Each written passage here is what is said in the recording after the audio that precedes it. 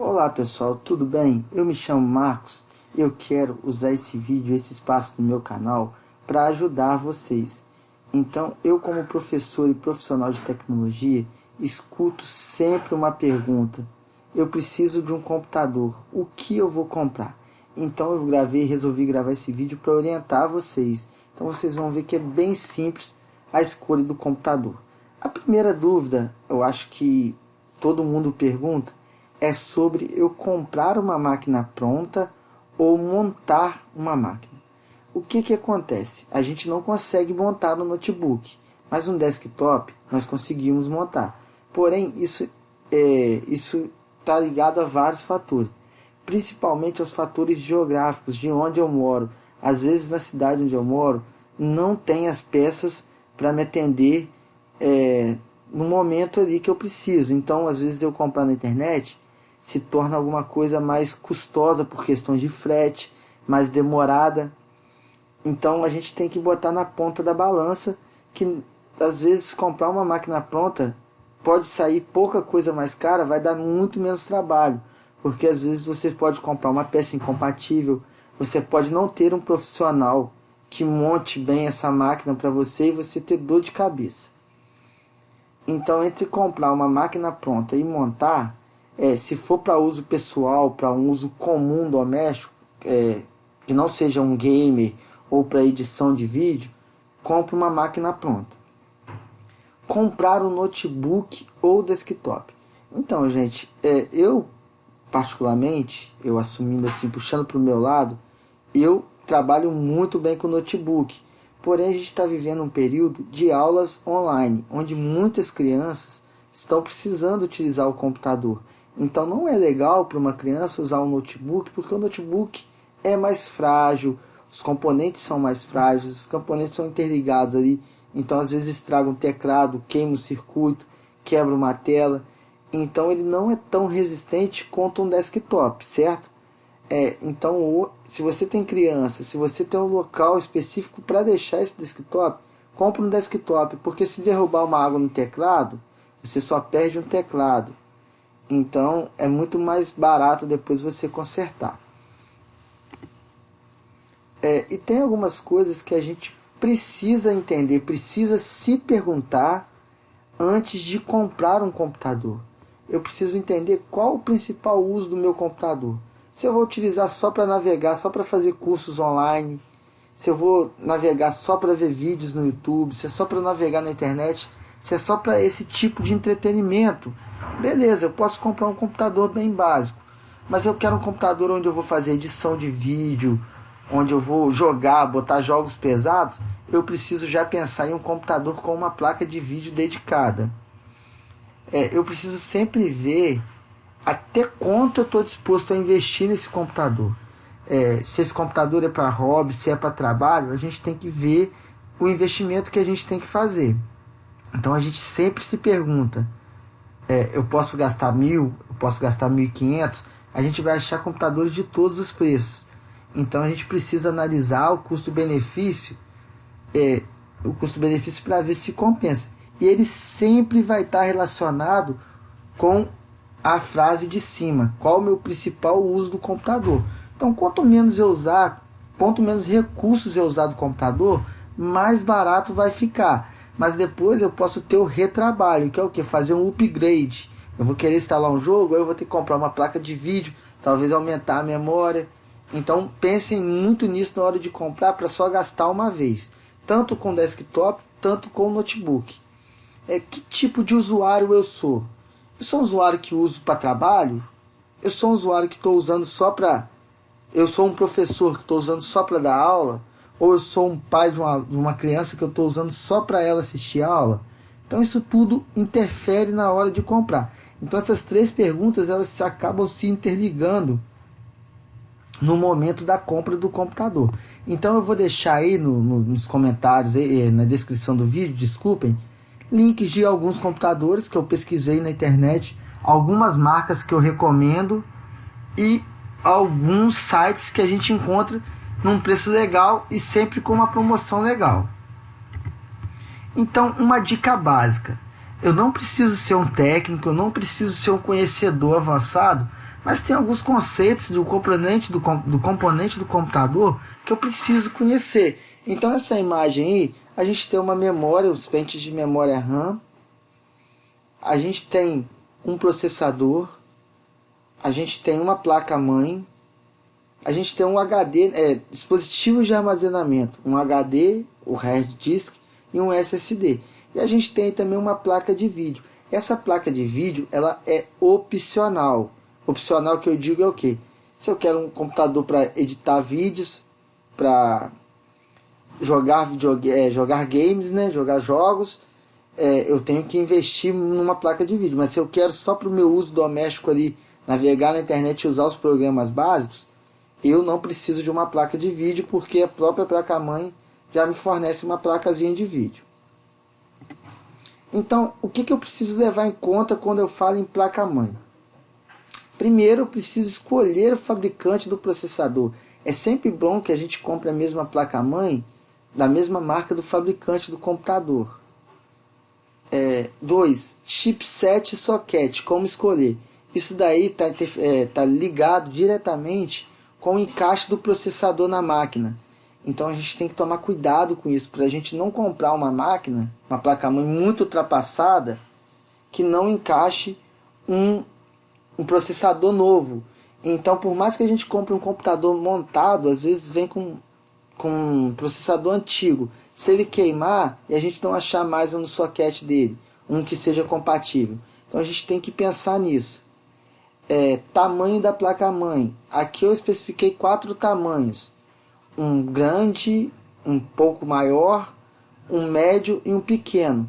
Isso está relacionado muito com o meu gabinete, porque a minha placa-mãe ela precisa de ar para respirar, ela precisa de limpeza. Então eu não posso comprar um gabinete pequeno e uma placa-mãe que ocupe todo ele, porque ele vai esquentar e não vai funcionar. Outra coisa importante, verificar os slots de memória RAM, porque às vezes eu compro lá com 2 GB de memória.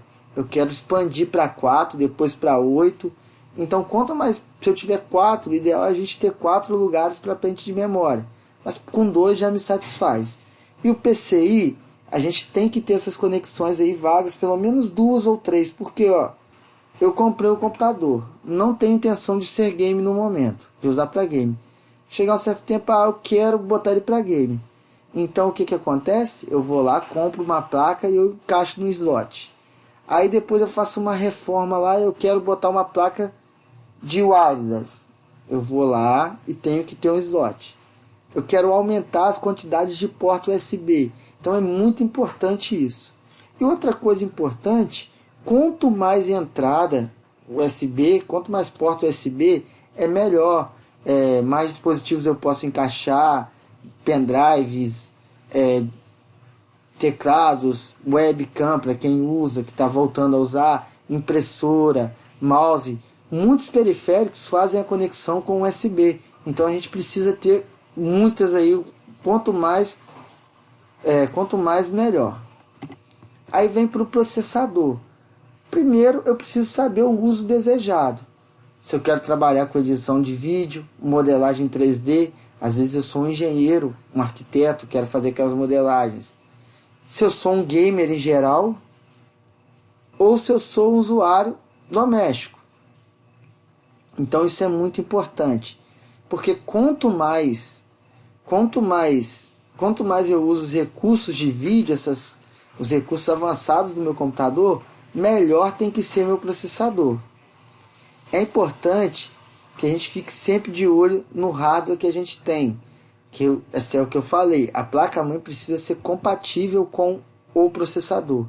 Para a gente não cair no caso de um processador queimar e a gente não ter mais uma reposição. Considere a relação entre núcleos e velocidade.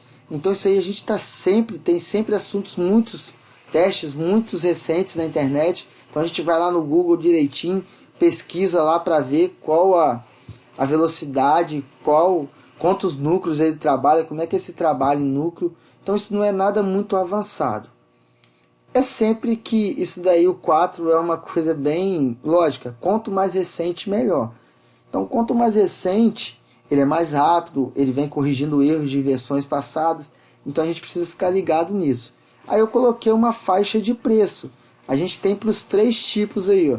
A gente tem um Core i3, que eu considero como básico para você, usuário doméstico.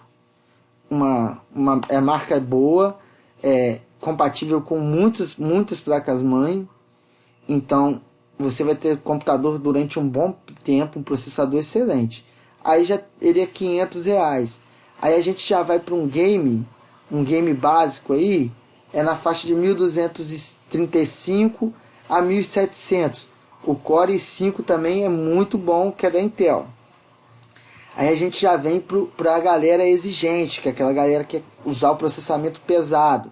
Então a gente tem o Core i9, que é dos 2732. Eu sempre destaco muito a família Intel. A Intel tem sido referência aí, tem feito ótimos processadores, mas a Ryzen também não tem ficado para trás, tá, gente?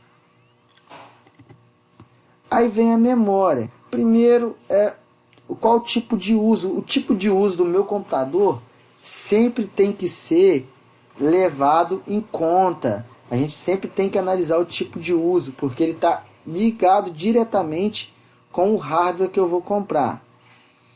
Aí a gente precisa identificar, lógico, qual tipo de memória, se é DDR3, se é DDR4, são as duas mais recentes. E a gente vai escolher a quantidade ideal. Eu considero como ideal aí 8 GB, mas 4 GB já dá para você trabalhar legal. Mas se você é gamer, você não pode ter só 8 GB. Se você é um processamento pesado, se você é um editor de vídeo, se você trabalha altamente em 3D, você precisa de uma memória de 16 GB de memória no mínimo. Então isso aí vai tudo interferindo no uso da máquina. Então é o que eu falei. Falou que é gamer, a gente tem que tudo é mais avançado, tudo é mais caro. Aí tem o armazenamento, onde nós vamos armazenar nossos arquivos. Eu sempre falo, quando as pessoas me perguntam alguma coisa a respeito do HD, qual o tamanho do HD que eu quero, qual capacidade de armazenamento. Eu sempre falo, pessoal, na máquina de vocês, coloquem um HD, um SSD de 128, tem um custo-benefício legal, e hoje em dia a gente não usa mais aquele igual antigamente. Antigamente a gente tinha 80 GB de música, 80 GB de filme armazenado no nosso HD. Hoje em dia não. Hoje a gente pode comprar um HD externo e botar todos os nossos arquivos no HD externo e colocar um SSD só para rolar o sistema, que é o que a gente chama de sistema híbrido. O meu notebook hoje atual, eu tenho um Dell Inspiron, ele trabalha nesse sistema. Eu tenho um HD de 128 para sistema, onde eu instalo os programas, o sistema operacional, que é o suficiente, e eu tenho um HD de 1 TB, onde salvo os meus arquivos, que não são muitos também, porque hoje a gente trabalha com a ideia de nuvem. A gente trabalha com o youtuber da vida que tem lá os filmes. A gente trabalha com as plataformas de filme, com as plataformas de música. Então hoje não ficamos mais com muitos arquivos no nosso computador. Então eu espero no final desse vídeo, eu espero que você tenha ficado até aqui, que você tenha gostado. E lógico, qualquer dúvida, o comentário está aberto para vocês. Eu peço que vocês dê um gostei no vídeo aí e que me sigam se possível. Eu agradeço a todos e até a